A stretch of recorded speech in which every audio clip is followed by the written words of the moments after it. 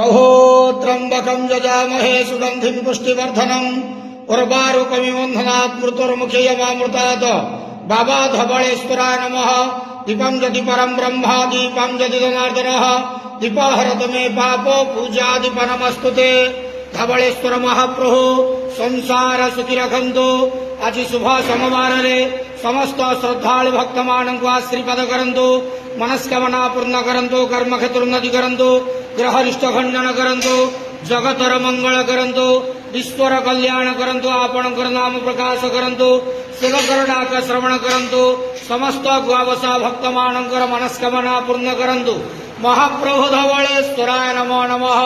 संसार सुखी रखंतु। आनंद व्यवहार हरि बोलो।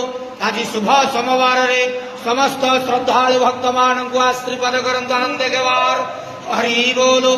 बाबा धवलेश्वराय नमो नमः।